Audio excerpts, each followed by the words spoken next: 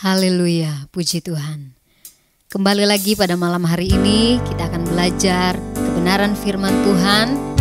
Tapi sebelum itu mari Bapak Ibu Saudara kasih dalam Tuhan, kita mau siapkan hati kita untuk kita akan terima sebentar kebenaran firman Allah. Kita naikkan pujian yang berkata, bagaikan bejana siap dibentuk. Bagaikan bejana siap dibentuk, demikian hidupku di tanganmu.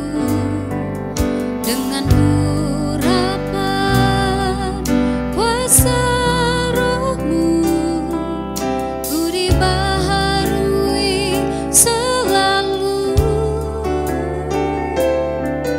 Jadikan ku Allah dalam rumahmu, inilah hidupku di tanganmu.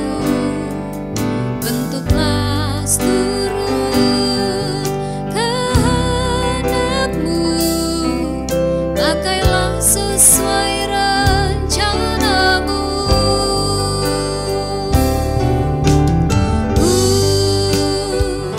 Mau sepertimu Yesus, disempurnakan selalu dalam segenap jalanku, memuliakan namamu.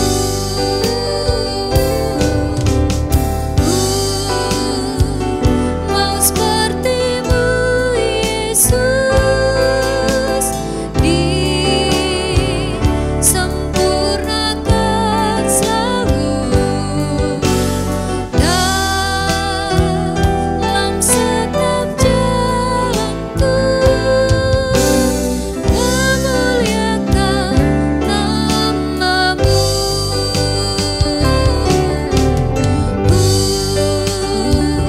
Mau sepertimu Yesus, disempurnakan selalu dalam setiap jalanku, memuliakan namamu.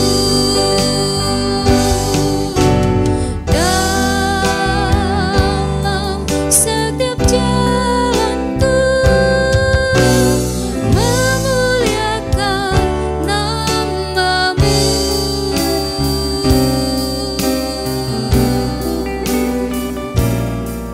Haleluya, haleluya. Terima kasih Tuhan Yesus. Terpuji namamu kekal selama-lamanya. Inilah yang menjadi kerinduan hati kami. Kami rindu selalu Tuhan kehidupan kami mempermuliakan nama Tuhan. Itu sebabnya Tuhan, kami sangat menyadari kami selalu membutuhkan Engkau. Kami membutuhkan firman-Mu dalam hidup kami untuk menuntun kami Tuhan. Kami dapat melakukan apa yang menjadi kehendak-Mu dalam hidup kami. Malam hari ini Tuhan, kami akan belajar lagi kebenaran firman-Mu. Biar kiranya kami mau siapkan hati kami untuk sebentar setiap pelajaran, apa yang akan disampaikan bagi kami. Biar kiranya itu Tuhan menuntun kami, untuk kami semakin memahami kehendak-Mu dalam hidup kami. Untuk kami hidup di dalam firman-Mu Tuhan, melakukan apa yang menjadi mau Tuhan dalam hidup kami. Allah Roh Kudus tolong kami semua bekerja dalam kehidupan kami, untuk kami dapat mengerti, kami dapat memahami setiap pelajaran yang akan disampaikan bagi kami saat ini. Urapi setiap guru-guru yang akan mengajar kami Tuhan. Kami mau siapkan hati kami Tuhan untuk terima kebenaran firman Allah dengan penuh ucapan syukur di dalam nama Tuhan Yesus Kristus. Haleluya, puji Tuhan. Amin.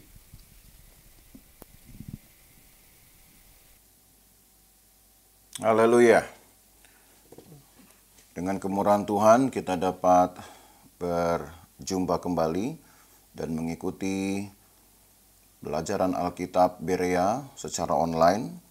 Dan pada hari ini kita masih akan membahas satu bagian lagi dari sentralitas Kristus yang dilihat atau yang ditulis di dalam surat-surat Paulus. Nah, karena ini mengenai surat-surat Paulus, maka kita harus tahu dulu, saudara, apa yang menjadi landasan Paulus dalam menyorot tentang Kristus. Mengapa kita perlu memahami hal ini? Sebagaimana sudah saya katakan, dan di dalam setiap sesi-sesi atau episode-episode pelajaran Alkitab ini selalu disuarakan bahwa kita belajar dari tema-tema sentral Perjanjian Lama dan Perjanjian Baru untuk dapat memahami keutuhan Alkitab, sehingga kita dapat meneguhkan atau mengafirmasi iman kita, dan bahkan juga dapat memegang teguh pengakuan iman kita pada poin yang pertama, yaitu bahwa kami percaya Alkitab adalah firman Allah yang diilhamkan oleh Roh Kudus, yang terdiri dari 66 kitab, Kejadian sampai Wahyu.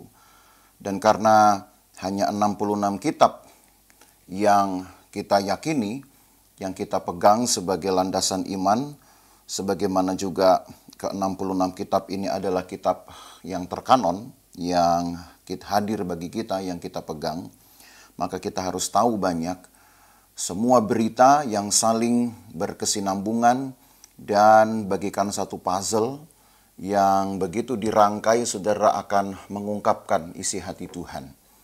Nah, di Perjanjian Baru inilah kita melihat satu dari 10 tema sentral yang akan diikuti beberapa waktu ke depan adalah tentang sentralitas Kristus.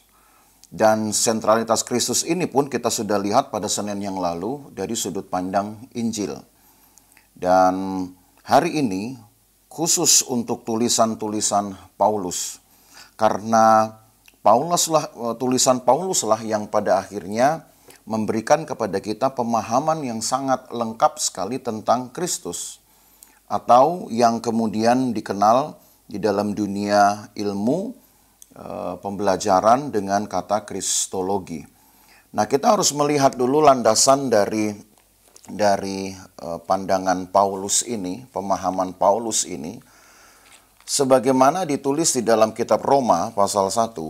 Mari kita ke kitab Roma pasal 1 ayat 2 dan 4. Roma pasal 1 ayat 2 dan 4. Tertulis demikian, saudara, Roma 1 ayat 2 sampai 4. Injil itu telah dijanjikannya sebelumnya dengan perantaraan nabi-nabinya dalam kitab-kitab suci tentang anaknya yang menurut daging diperanakkan dari keturunan Daud. Dan menurut Roh Kekudusan dinyatakan oleh kebangkitannya dari antara orang mati bahwa ia adalah anak Allah yang berkuasa, Yesus Kristus Tuhan kita. Jadi dari ayat-ayat ini kita tahu bahwa Paulus yakin Yesus yang dinyatakan sebagai anak Allah yang berkuasa adalah pusat dari Injil. Injil yang saya maksud bukanlah keempat kitab Injil, ya, atau keempat Injil yang masuk di dalam kitab kanonik kita. Tapi Injil di sini adalah kabar baik, berita keselamatan. Dan pusat dari Injil itu adalah Yesus yang dinyatakan sebagai anak Allah yang berkuasa karena kebangkitannya atas kematian terhadap dosa, kematian secara daging. Jadi karena Yesus yang mati, lalu Yesus yang bangkit itulah, maka Paulus sangat memperhatikan pekerjaan Yesus dan kemudian juga hasil-hasilnya, mulai dari tujuan awal Allah bekerja sampai kemudian didatangkannya Yesus dan apa yang dilakukannya nanti pada masa yang akan datang sampai kepada seluruh pekerjaan Allah. Itulah yang membuat Paulus menulis suratnya ini, dan 13 suratnya sebagaimana yang sudah banyak diakui tentang siapakah Yesus. Bahkan sentralnya Yesus di dalam Perjanjian Baru. Yang walaupun itu pada akhirnya juga akan menjadi cakupannya lebih luas, saudara, sampai kepada perjanjian lama, walaupun identitas Yesus sendiri sebagaimana yang dikenal dalam perjanjian baru tidaklah atau belumlah dikenal di dalam perjanjian lama. Tapi itu mencakup semuanya. Nah, karena kematian Yesus ini mau tidak mau, saudara, dengan sendirinya itu juga menjadi tema besar di dalam Alkitab, tema besar di dalam seluruh surat-surat Paulus, karena surat Paulus pun pada akhirnya menjadi bagian besar dari kitab-kitab kanonik yang kita pegang ini. Dan kalau kita melihat berita di dalam 1 Korintus pasal 1, 1 Korintus pasal 1, ayat 17 sampai ayat 25, cukup panjang ayat-ayat ini, tapi saya ingin kita memperhatikan ayat-ayat ini supaya kita tahu apa yang menjadi perhatian Paulus tentunya. Dari semua yang Paulus dapatkan ya di dalam pewahyuannya. Mari kita lihat 1 Korintus pasal 1 mulai ayat 17. Sebab Kristus mengutus aku bukan untuk membaptis, tetapi untuk memberitakan Injil. Dan itu pun bukan dengan hikmat perkataan, supaya salib Kristus jangan menjadi sia-sia. Sebab pemberitaan tentang salib memang adalah kebodohan bagi mereka yang akan binasa. Tetapi bagi kita yang diselamatkan, pemberitaan itu adalah kekuatan Allah. Karena ada tertulis, aku akan membinasakan hikmat orang-orang berhikmat, dan kearifan orang-orang bijak akan kulenyapkan. Di manakah orang yang berhikmat? Di manakah ahli Taurat? Di manakah pembantah dari dunia ini? Bukankah Allah telah membuat hikmat dunia ini menjadi kebodohan? Oleh karena dunia dalam hikmat Allah tidak mengenal Allah oleh hikmatnya, maka Allah berkenan menyelamatkan mereka yang percaya oleh kebodohan pemberitaan Injil. Jadi ketika Injil dianggap sebagai berita yang kurang menarik, berita yang mungkin bahkan tidak masuk di dalam kategori pengetahuan yang merangsang pikiran dibanding dengan kearifan-kearifan lokal yang pada waktu itu dikuasai oleh dunia filsafat Yunani. Maka mungkin pemberitaan firman tidak menarik bagi mereka. Tetapi bagi yang percaya, karena itu tegas ditulis oleh Paulus ayat 21, saya ulangi lagi. Maka Allah berkenan menyelamatkan mereka yang percaya oleh kebodohan pemberitaan Injil. Ya, jadi yang dianggap tidak menarik, yang dianggap berita yang kurang intelek mungkin. Paulus berkata justru kepercayaan kepada perkataan-perkataan yang dianggap bodoh ini, kalau Allah berkenan, maka tentu orang itu dapat diselamatkan. Lalu ayat 22, orang-orang Yahudi menghendaki tanda, orang-orang Yunani mencari hikmat, tapi kami memberitakan Kristus yang disalibkan. Nah, ini yang menjadi poin besarnya. Paulus berkata, kami memberitakan Kristus yang disalibkan. Untuk orang-orang Yahudi suatu batu sandungan, dan untuk orang-orang bukan Yahudi suatu kebodohan. Tapi untuk mereka yang dipanggil, baik orang Yahudi maupun orang bukan Yahudi, Kristus adalah kekuatan Allah dan hikmat Allah. Maka dari landasan ini, saudara, dari satu keyakinan juga yang Paulus miliki, bahwa Injil itu mempunyai kekuatan untuk menyelamatkan orang yang percaya. Kekuatan itu datang dari Allah. Karena Injil itu adalah firman Allah, perkataan Allah. Maka Allah yang dapat menghasilkan, bekerja sedemikian rupa untuk dapat menyatakan seorang bersalah menjadi benar. Tetapi tetap respon dari manusia itu adalah percaya. Dan karena itulah maka Kristus juga disebut kekuatan Allah dan hikmat Allah.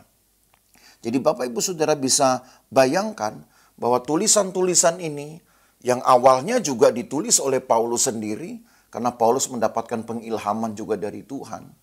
Mungkin tidaklah semenarik tulisan-tulisan atau karya-karya literatur dari dunia Helenisme, di mana perjanjian baru ini juga mengambil tempat, mengambil waktunya.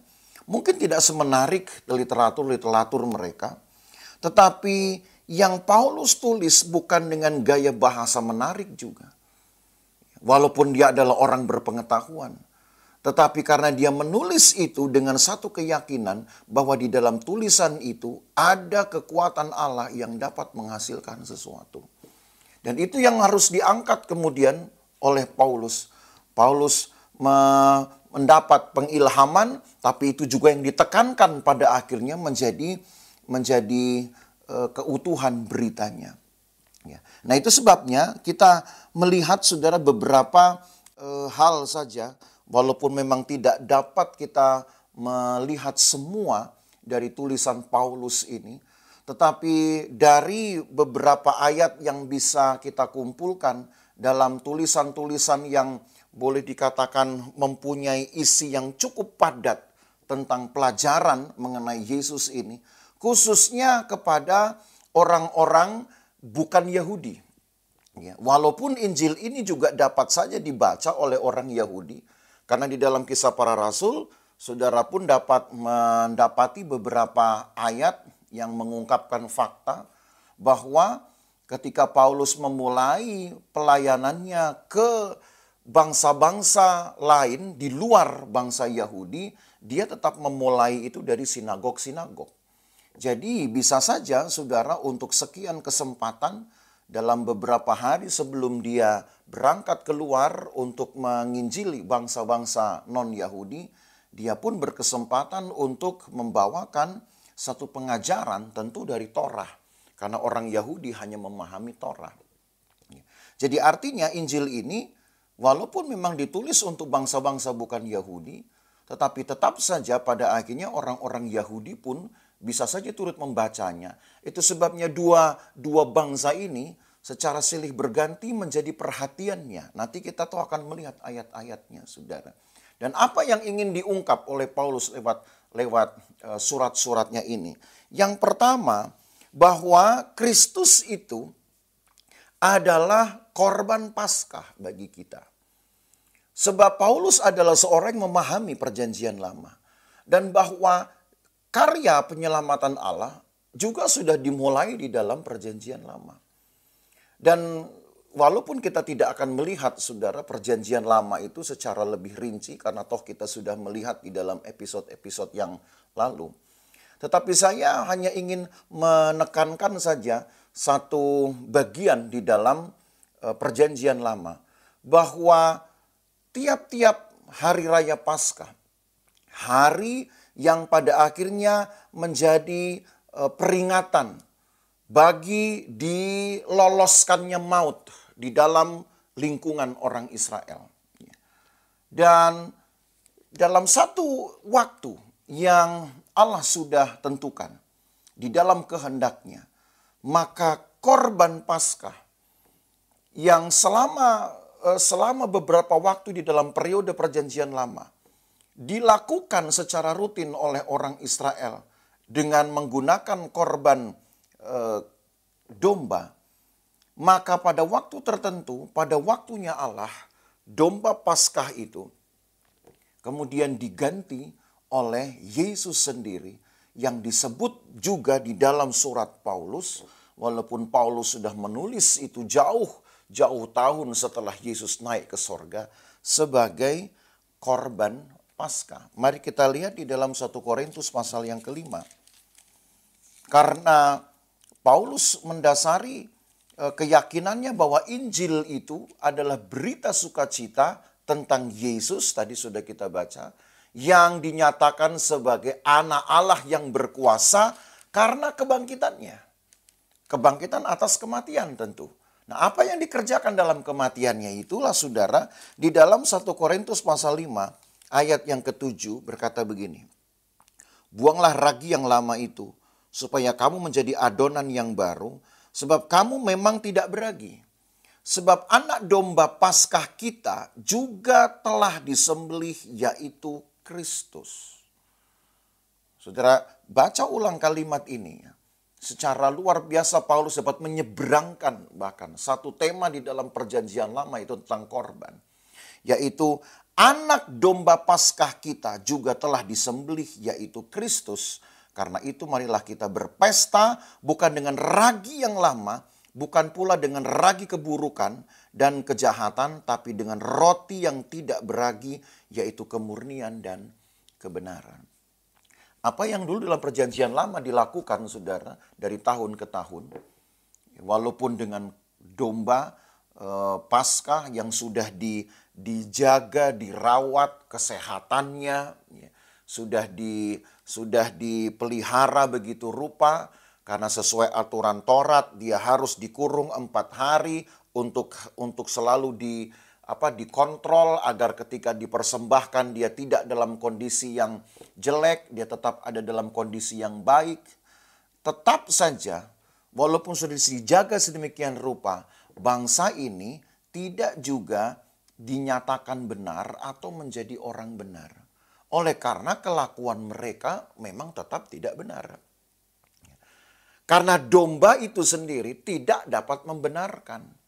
Dan tidak dapat memberi bahkan kasih karunia yang dapat membenarkan seseorang. Atau setidaknya memberi kesempatan seseorang untuk bertobat. Tetapi ketika Yesus menjadi korban pengganti, maka belas kasihan Allah lah di dalam Yesus mengerjakan hal itu. Sehingga ada waktu di mana seseorang ditunggunya, saudara, sampai akhirnya memiliki kesadaran untuk mengakui dosanya dan bertobat. Dan masa itu yang disebut dengan kesabaran Tuhan. Dan itu hanya ada pada Yesus. Karena Yesus adalah korban yang hidup. Tidak seperti domba, korban yang walaupun hidup tetapi dia tidak bisa memberi hidup. Walaupun dia punya nyawa tetapi nyawanya tidak bisa memberi kehidupan kepada orang lain, bahkan kepada yang mempersembahkannya, menjadikannya persembahan. Tapi Yesus mempunyai kehidupan yang dapat diberikan kepada siapa yang mau bahkan percaya kepada Tuhan. Itu perbedaannya. Itu sebabnya di ayat 8 dikatakan, marilah kita berpesta bukan lagi dengan ragi yang lama. Maksudnya bukan lagi dengan satu campuran-campuran fisik saja, saudara. Karena pada waktu itu dalam perjanjian lama, beberapa korban memang ada yang harus diberi dengan ragi. Yaitu korban syukur pada korban keselamatan. Itulah satu-satunya korban yang diperbolehkan. Roti bundar itu diberi ragi. Tapi korban-korban lain tidak boleh. Tapi bukan berarti bahwa ada ragi yang baik, ada ragi yang baru. Justru ayat ini berkata, marilah kita memberikan hidup kita itu. Tanpa lagi campuran, tanpa lagi adonan, tetapi kemurnian belaka. Ketulusan untuk mengikut Tuhan, sebab hanya belas kasihan Tuhanlah yang menyatakan kita menjadi orang benar. Dalam keadaan kita yang berdosa, persis ketika kita meminta ampun kepada Tuhan. Dan itulah yang menjadi tema pertama dari surat Paulus ini tentang Yesus. Sehingga ketika Paulus berkata di dalam kitab Roma pasal 4 ayat yang kelima, kenapa hal itu menjadi mungkin dan bisa dikerjakan? Roma pasal 4 ayat yang ke-25 tertulis, Yesus yang telah diserahkan karena pelanggaran kita dan dibangkitkan karena pembenaran kita. Jadi kematian Yesus telah mengerjakan, saudara, pembenaran-pembenaran, dan karena pembenaran itulah maka kekuatan Allah menghidupkan dia untuk mengkonfirmasinya, memproklamasikannya kepada semua aras alam semesta ini. Kepada orang-orang jahat, bahkan kepada kekuatan-kekuatan jahat. Bahwa hanya hidup Yesuslah yang telah membebaskan orang yang percaya dari dosa-dosanya. Jadi luar biasa yang Allah kerjakan, saudara. Dan itu tidak bisa dikerjakan oleh seekor domba yang paling baik sekalipun kondisinya. Itu sebabnya Paulus berkata bahwa Yesus itu sendiri adalah korban Paskah yang sesungguhnya bagi kita. Sekali dia mati di kayu salib. Tetapi korbannya membenarkan semua orang yang percaya dari atas sana. Dari tempatnya, dari sorga. Karena disitulah tempatnya Minggu yang akan datang, Senin yang akan datang, saudara akan belajar tentang kerajaan dan bahwa kerajaan sorga adalah tempat Tuhan mengerjakan sesuatu setelah Yesus mendahului atau boleh dikatakan yang menjadi jaminan terhadap pekerjaan Allah itu. Tuhan luar biasa, saudara. Ya, puji Tuhan. Hal yang kedua, setelah Paulus menerangkan tentang sentralitas Kristus itu sebagai korban Paskah, dan artinya hanya Yesuslah yang memang dapat menjadi satu-satunya korban yang menyucikan dosa manusia, yang mendamaikan manusia dengan Tuhan. Maka Kristus pun juga diafirmasi sebagai Tuhan yang akan menjadi satu wujud atau bukti dari cahaya Injil itu sendiri. Ya, mari kita lihat dahulu, saudara, di dalam kitab 2 Korintus pasal yang keempat. 2 Korintus pasal yang keempat. Ayat 5 dan 6 tertulis demikian. 2 Korintus 4 ayat 5 dan 6. Sebab bukan diri kami yang kami beritakan, tapi Yesus Kristus sebagai Tuhan dan diri kami sebagai hamba-Mu karena kehendak Yesus. Sebab Allah yang telah berfirman, dari dalam gelap akan terbit terang, Ia juga yang membuat terangnya bercahaya di dalam hati kita, supaya kita beroleh terang dari pengetahuan tentang kemuliaan Allah yang nampak pada wajah Kristus. Jadi kehadiran Kristus itu bukan hanya merepresentasi Allah, tetapi wajah Kristus itulah wajah Allah sendiri. Wajah yang di dalam perjanjian lama begitu ditakuti. Karena siapa yang melihat wajah Allah mati, saudara. Tapi di dalam Yesuslah semua orang dapat melihat wajah itu tanpa mendadak mati. Karena di dalam Yesuslah Allah memberikan satu kebesaran di mana manusia mendapat kesempatan untuk melihat cara hidup Yesus. Untuk belajar dari cara hidup Yesus dan akhirnya mau melakukan, mengidentikan diri dengan Yesus sehingga Allah berkenan kepada orang itu dan tidak ada kematian. Oleh karena orang itu menyatakan ingin hidup seperti halnya Yesus dan hidup untuk Tuhan, saudara. Jadi luar biasa. Dan itu sebabnya kalau kita mundur dulu di ayat yang ketiga, Paulus bahkan sudah lebih dahulu menulis begini. Jika Injil masih di 2 Korintus pasal 4, tapi kita mundur di ayat 3. Jika Injil yang kami beritakan masih tertutup juga, maka ia tertutup untuk mereka yang akan binasa. Yaitu orang-orang yang tidak percaya, yang pikirannya telah dibutakan oleh ilah zaman ini, sehingga mereka tidak melihat cahaya Injil tentang kemuliaan Kristus yang adalah gambaran Allah.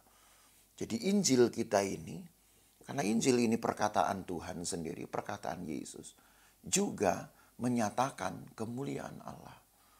Kemuliaan yang dapat membenarkan orang-orang yang percaya, saudara. Itu sebabnya di dalam bahasa Injil Yohanes, ya, hanya kita tidak ke sana, hanya saya singgung sedikit saja, nanti saudara bisa membandingkannya. Di dalam Injil Yohanes pasal yang pertama, ayat yang ke-14 dikatakan di situ, ayat yang saya dikenal, bahwa ketika firman itu telah menjadi manusia dan diam di dalam kita, diam di antara kita, maka kita dapat melihat kemuliaan Allah. Yesuslah kemuliaan Allah, saudara. Wajah Yesus dapat dilihat. Bahkan dalam surat Yohanes pun dikatakan hanya Yesuslah yang membuat kita ini dapat menyentuhnya, dapat merabahnya. Satu hal yang tidak pernah terjadi di dalam perjanjian lama. Bahkan memandang wajahnya itu pun binasa. Tapi kita tidak binasa. Orang-orang yang hidup zaman Yesus melihat Yesus tidak binasa. Tapi justru diberi kesempatan untuk menjalani hidup yang sesuai dengan kehendak Allah. Dengan cara mengidentikan diri saja. Dengan apa yang Yesus lakukan sehari-hari. Kehidupannya, perkataannya, ketulusannya, kejujurannya tentu. Dan itulah yang Allah berikan sebagai bentuk dari belas kasihannya, supaya manusia punya waktu untuk dapat menyesuaikan diri dengan kehendak Tuhan. Jadi pada akhirnya tidak dapat dibantah bahwa Yesus Kristus itu adalah Tuhan. Dia adalah cahaya kemuliaan Tuhan. Dia adalah wujud nyata dari Allah itu sendiri. Yang ditakuti di masa perjanjian lama. Tapi sekarang Yesus malah mendekat kepada mereka. Diam di antara kita. Di antara mereka. Di antara kita juga. Dan untuk mengerjakan sesuatu bagi diri kita juga. Yang ketiga, kita akan melihat di dalam kitab Roma pasal yang ke-5. Satu narasi yang cukup panjang tentang sentralitas Kristus di dalam tulisannya ini. Yang ketiga adalah Kristus itu disebut sebagai Adam perjanjian baru. Roma pasal 5 mulai ayat 12 dan ayat ini juga cukup panjang. Tapi rasanya kita harus membaca saudara supaya kita mengerti konsepnya. Roma pasal yang ke-5 mulai ayat 12 sampai ayat yang ke-21. Sebab itu, sama seperti dosa telah masuk ke dalam dunia oleh satu orang, dan oleh dosa itu juga maut, demikianlah maut itu telah menjalar kepada semua orang karena semua orang telah berbuat dosa. Ya, jadi ini diperbandingkan. Dulu ada satu orang yang berulah dan menyebabkan semua orang telah berbuat dosa. Ayat 13, sebab sebelum hukum Taurat ada, telah ada dosa di dunia, tapi dosa itu tidak diperhitungkan kalau tidak ada hukum Taurat.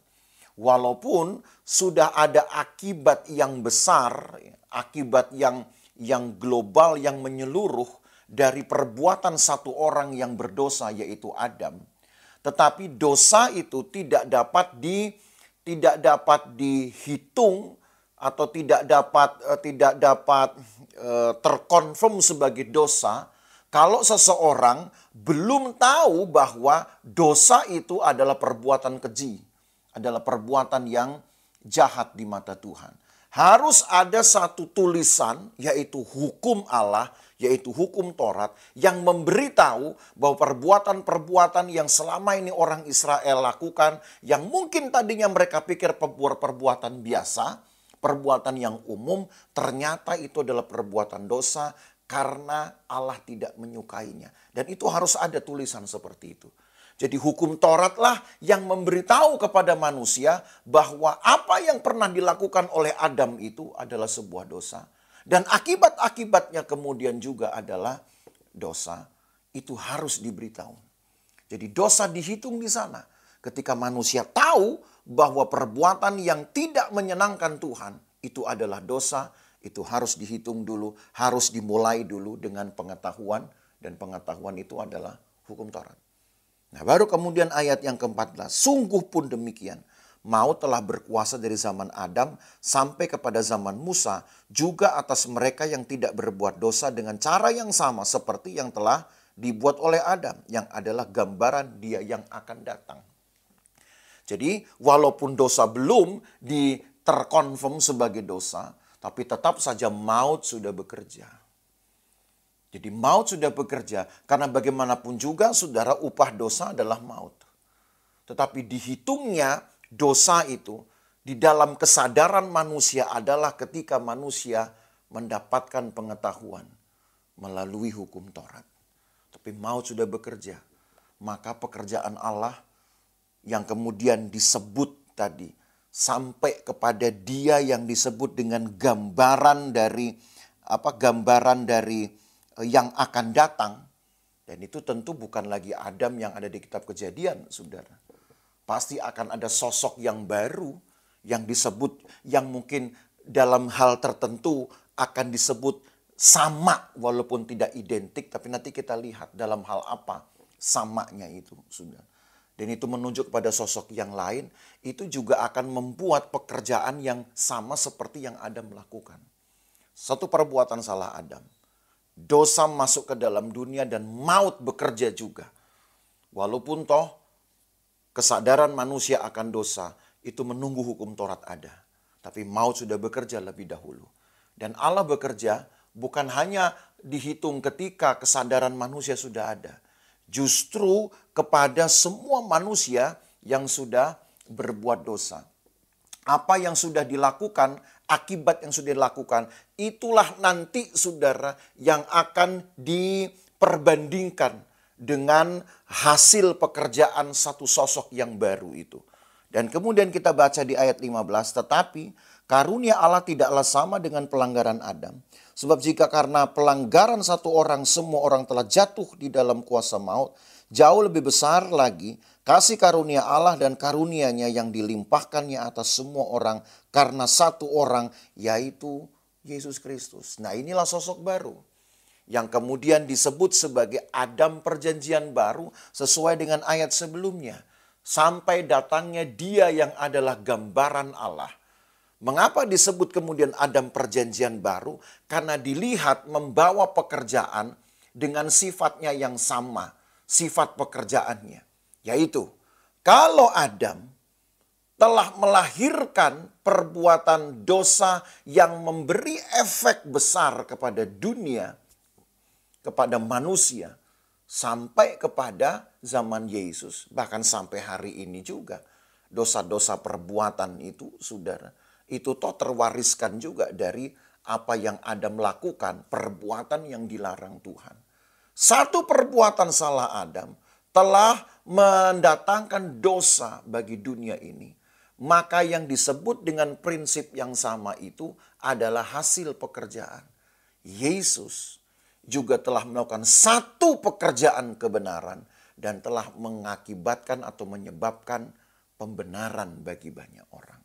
Dan itulah pengidentikan, itulah saudara sebenarnya yang diangkat oleh Paulus ini menjadi tema sentral di dalam tulisannya. Jadi kalau tadi Yesus dikatakan dia adalah korban Paskah. Dan kemudian sebagai korban Paskah itu kematiannya itu kemudian mengerjakan penyelamatan. Lalu kemudian orang-orang yang dibenarkan itu pun turut pada akhirnya membangkitkan Yesus. Tentu dengan pekerjaan Allah. Maka disitulah Yesus dinyatakan sebagai Tuhan.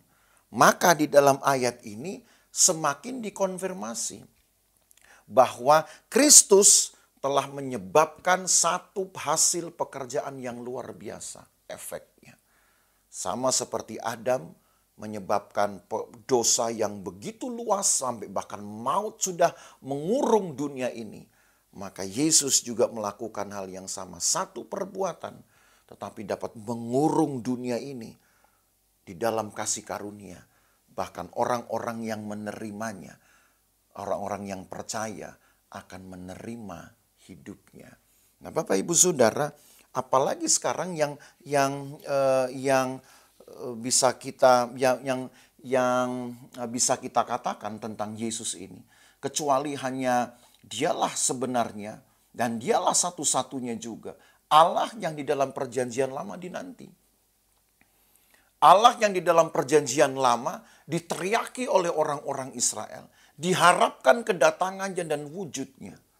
Tetapi Dia menghendaki, Dia datang sesuai dengan waktu yang Ia inginkan. Ya, karena Dia punya kehendak untuk itu. Supaya di dalam waktu itu ada masa bagi orang-orang yang hidup bersama-sama dengan Tuhan.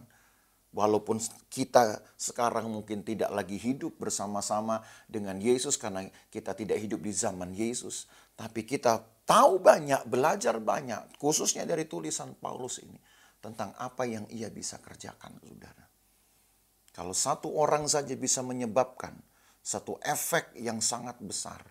Maka siapa lagi yang bisa kita, adakah lagi orang yang bisa kita jadikan sebagai satu jaminan hidup kita selain hanya Tuhan. Saya rasa tidak akan ada lagi yang bisa melakukan hal itu. Karena kalaupun ada, yaitu Adam tadi, yang hanya bisa menyebabkan kematian. Dan umumnya orang, kalaupun toh dia mempunyai kemampuan, dia mungkin mempunyai kekuatan secara fisik, secara duniawi, atau kekuatan politiknya sekalipun, dia belum tentu dapat melakukan satu pekerjaan yang menguntungkan seisi dunia. Malah justru mungkin dia bisa menyebabkan kerugian. Kalaupun toh dia menyebabkan keuntungan, tentu ada pihak lain yang mengalami kerugian. Tapi Yesus, satu pekerjaan mendatangkan bukan hanya keuntungan kepada seluruh dunia, tapi bahkan menghadirkan pembenaran dan kehidupan.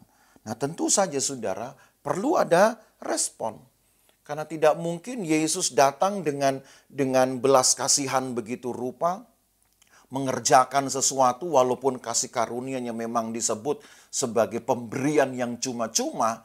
Tentu tidak mungkin Allah membiarkan pekerjaannya dibuat percuma. Itu yang harus kita pahami. Kasih karunia Allah memang cuma-cuma. Tetapi bukan berarti kita meremehkannya, kita membuat menjadi percuma. Harus ada respon yang baik. Itu sebabnya di dalam tulisan Paulus kemudian didoronglah satu prinsip kehidupan yang disebut dengan kenakan Yesus. Mari kita lihat di dalam kitab Roma pasal yang ke-13. Dan apa yang sebenarnya ingin Paulus maksudkan dengan kenakan Yesus ini? Roma 13 ayat yang ke-14 tertulis, tetapi kenakanlah Tuhan Yesus Kristus sebagai perlengkapan senjata terang dan janganlah merawat tubuhmu untuk memuaskan keinginannya.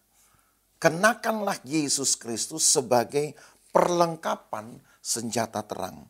Dan perlengkapan inilah saudara, yang kalau juga dilihat rinciannya di dalam kitab Galatia, tapi saya tidak ke sana, hanya nanti saudara bisa membandingkannya dengan Galatia pasal 6 ayat 10 tentang senjata-senjata rohani. Maka maksudnya dengan mengenakan Yesus, mengambil contoh hidupnya, mengidentikan diri dengan cara hidupnya. Tadi sudah saya katakan kejujurannya, ketulusannya, ketaatannya kepada Bapa.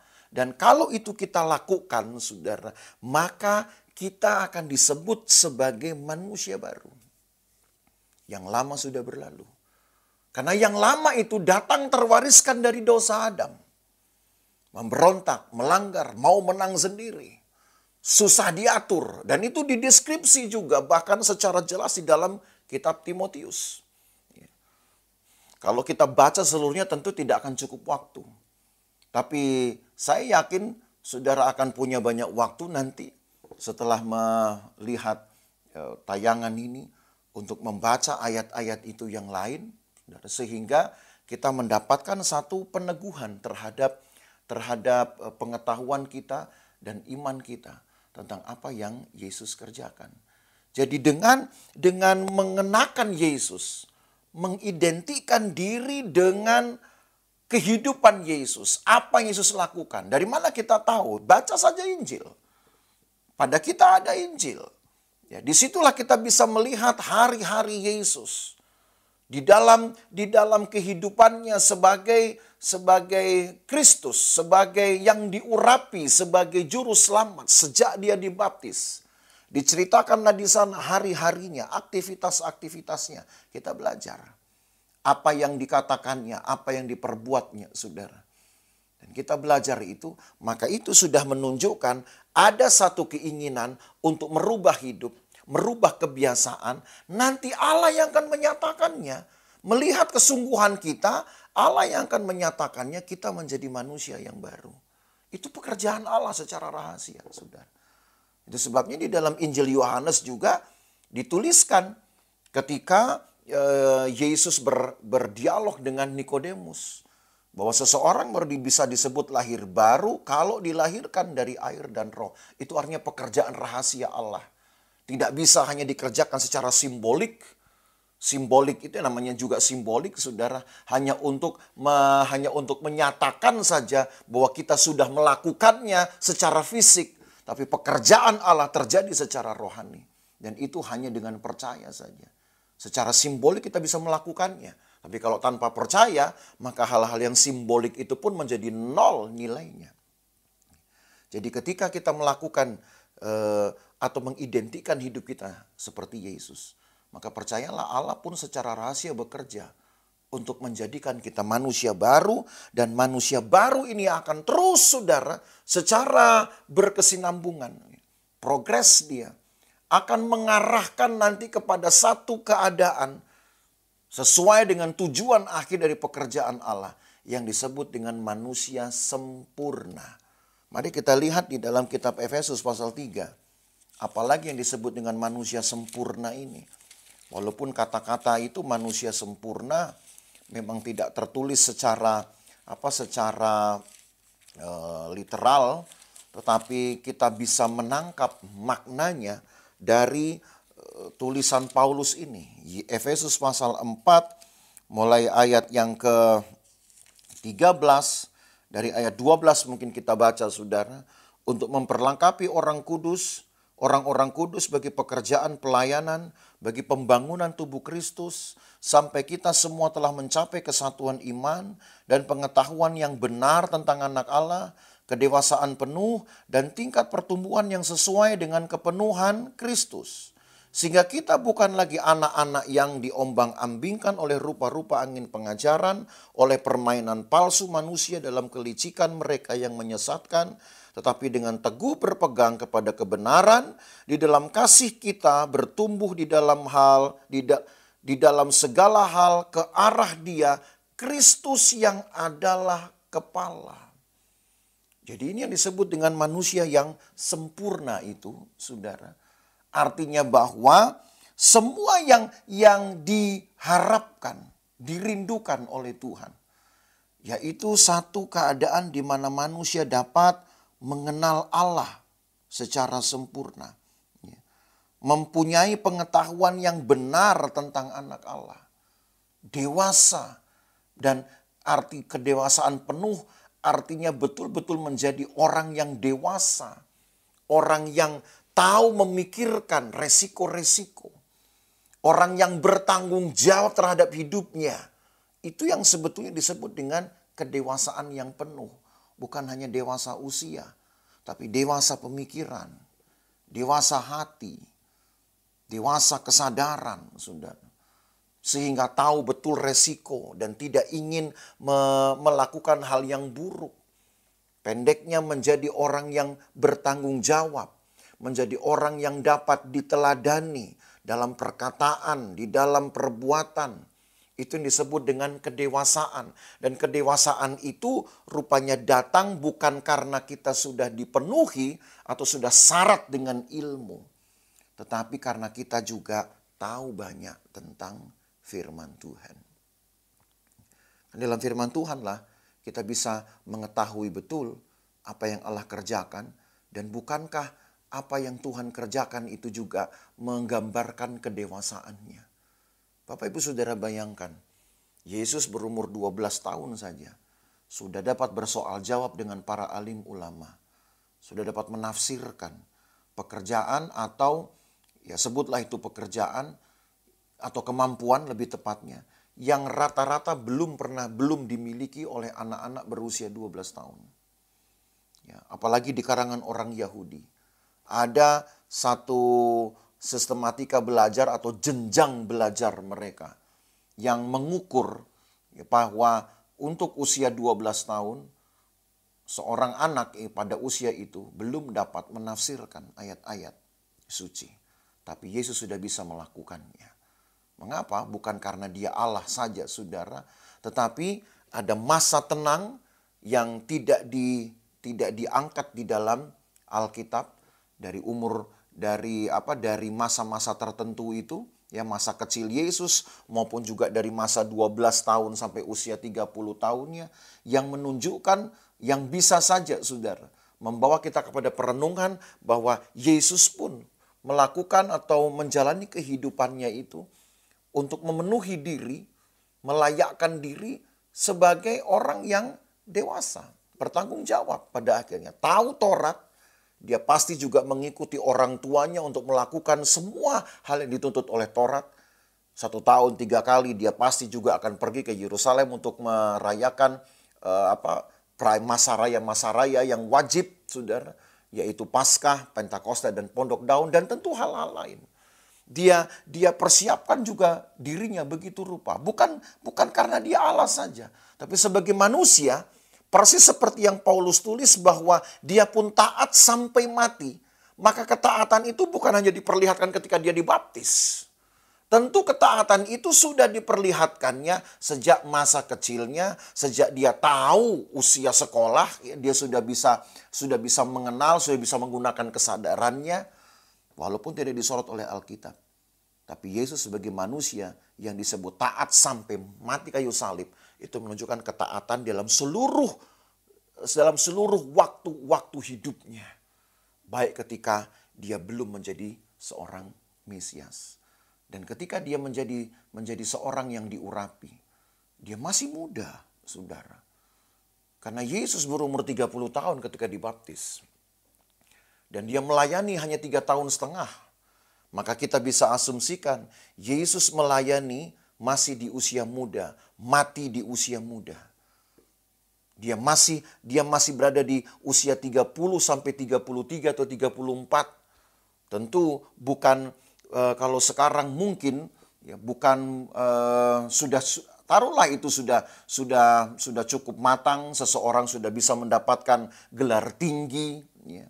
Karena pada masa sekarang usia 27 atau 28 orang sudah bisa mendapatkan strata tertinggi dalam jenjang pendidikannya, tapi pada masa itu tentu tidaklah banyak orang bisa melakukan hal itu ya, dan belum menjadi hal yang umum. Tapi Yesus sudah menunjukkan kematangannya, kedewasaannya. Lagi-lagi bukan hanya karena dia Tuhan, tapi karena juga dia adalah manusia. Dan dalam kemanusiaannya itu dia memenuhkan diri dengan banyak hal. Jadi Bapak Ibu Saudara, orang-orang yang sampai pada pengenalan yang benar tentang Tuhan perlu waktu, perlu keseriusan, ya, perlu komitmen. Dan bagaimana dengan saudara? Ya. Bagaimana dengan kehidupan kita? Apakah kita ingin menjalani waktu-waktu kita ini ketika kemurahan Tuhan masih ada pada kita? Memang kita tidak melihat Yesus, tidak seperti di zaman Yesus hidup, orang yang melihat wajah Yesus tidak langsung mati. Kita mungkin berkata, saya nggak bisa lihat wajah Yesus, jadi saya belum tahu bagaimana kalau saya lihat wajah Yesus kira-kira saya mati atau tidak. Bukankah firman Tuhan ini sendiri adalah kemuliaan Allah? Kita berkaca pada firman Tuhan ini, apakah yang sudah kita lakukan, atau setidaknya apakah ketika kita membaca firman Tuhan, terterangikah hati kita, sehingga kita tahu bahwa ada perbuatan-perbuatan yang belum menyenangkan Tuhan. Itu saja dulu sudah menjadi kontrol. Karena itu menunjukkan apa yang Paulus tulis tentang Yesus itu betul-betul kita pahami. Karena itulah tujuan Paulus menulis Yesus, sentralitas Yesus di dalam suratnya. Supaya dia juga dinyatakan sebagai Adam perjanjian baru yang telah menyebabkan pekerjaan yang besar. Satu kali saja pekerjaannya. Satu kali saja dia naik ke salib. Satu kali saja dia membuktikan ketaatan dalam hidupnya. Satu kali juga ia melakukan pembenaran itu. Dan sisanya dia bekerja di sorga sana. Dan menunggu respon kita sampai hari ini juga. Dan yang terakhir saudara, sebagaimana juga tadi kita sudah membaca di dalam Efesus pasal 4 ayat 15. Dikatakan di sana bahwa, kita baca lagi Efesus pasal 4 ayat 15. Tapi dengan teguh berpegang kepada kebenaran di dalam kasih kita bertumbuh di dalam segala hal ke arah Dia, Kristus yang adalah kepala. Kepala bagi umatnya tentu. Ya. Kepala bagi mereka yang ingin meraih kedewasaan. Kedewasaan hidupnya, kedewasaan pikirannya, kedewasaan hatinya, dewasa perkataannya. Ya. Sehingga di ayat yang ke-16, kita masih baca ayat 16. Daripadanya lah seluruh tubuh yang rapi tersusun, diikat menjadi satu oleh pelayanan semua bagiannya, sesuai dengan kadar pekerjaan tiap-tiap anggota, menerima pertumbuhannya dan membangun dirinya dalam kasih. Ini sudah menjadi bukti, kriteria untuk menjadi orang-orang yang dewasa itu, dewasa penuh, adalah mau bekerja sama dengan orang.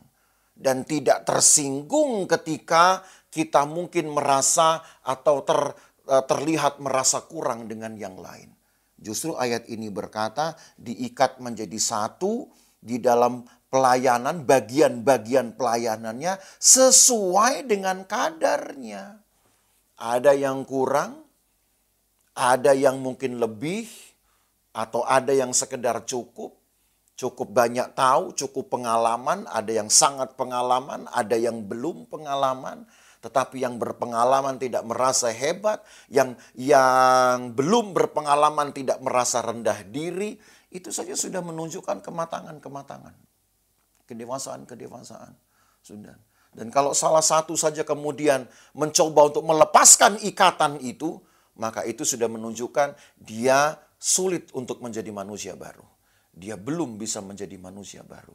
Manusia baru bukan diukur dari dirinya sendiri juga, tapi bagaimana ketika dia menyesuaikan diri dengan orang lain. Sudah.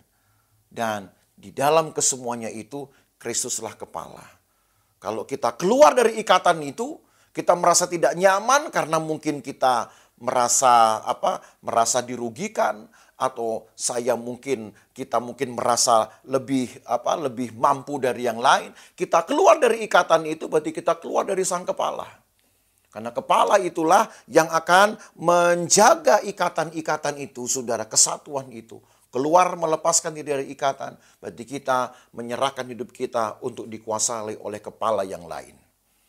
Dan di dalam satu kepala itu, yaitu Yesus, yang akan mengikat kita kepada bagian pada pelayanan-pelayanan, saudara. Maka kita harus tahu di dalam Yesuslah apa yang dia mulai kerjakan pertama, yang menyebabkan pembenaran itu, ya. Karena dia Adam perjanjian baru, maka tidak ada lagi perbedaan seharusnya. Sehingga yang terakhir, mari kita baca di dalam Kolose pasal 3, ayat yang ke-10. Sebagai yang terakhir dari pembahasan kita, saudara, hari ini. Kolose pasal 3, ayat yang ke-10 dan ayat yang ke-11 tertulis demikian. Kolose pasal 3 ayat 10. Dan telah mengenakan manusia baru yang terus-menerus diperbaharui. Jadi manusia baru itu belum segalanya. Yang terus-menerus diperbaharui untuk memperoleh pengetahuan yang benar menurut gambar kaliknya. Tadi saya katakan pengetahuan yang baik, yang benar akan membuat kita menjadi manusia dewasa, manusia baru. Tetapi itu harus continue dan terus dikembangkan, saudara. Makanya tadi saya katakan manusia baru itu akan puncaknya nanti menjadi manusia yang sempurna. Itu nanti, tapi prosesnya harus dimulai dari sekarang. Maka ayat 11, dalam hal ini tiada lagi orang Yunani atau orang Yahudi, orang bersunat atau orang tak bersunat, orang barbar atau orang skit. Maksudnya orang skit ini adalah orang yang rendahan, ya, kasta rendah pada masa itu. Budak ataupun orang merdeka, tapi Kristus adalah semua dan di dalam segala sesuatu. Kristus adalah semua, di dalam segala sesuatu. Dunia ini pernah rusak oleh karena perbuatan Adam. Maut datang oleh karena kesalahan Adam. Tapi Yesus sang Adam perjanjian baru telah mendatangkan kehidupan. Dialah juga cahaya kemuliaan Allah. Dan cahaya itu adalah terang hidup manusia menurut catatan Yohanes. Ya, tapi kita tidak baca itu. Tapi ini menjadi satu berita yang saling meneguhkan, berita yang utuh, saudara. Dan kalau hidup kita terus-menerus diperbaharui, maka tidak akan ada orang yang kurang, tidak akan ada orang yang tidak layak, tidak akan ada orang yang sepertinya tidak cocok dengan kita. Semua, kalau Tuhan berkata, semua orang cocok di mata saya. Semua orang itu saya cintai, saya kehendaki dengan satu syarat, percaya. Maka siapa kita membuat pembedaan-pembedaan seperti itu? Ya, siapa kita seolah-olah kita lebih berkuasa dari Yesus membuat pembedaan-pembedaan seperti itu. Kalau Yesus telah menghadirkan kehidupan kepada semua orang dan dia katakan semua orang itu adalah kekasih-kekasihnya. Hanya sangat satu syarat, percaya. Maka kita pun harus membuat hidup kita menjadi bagian dari Allah ini, dari pekerjaan Allah ini.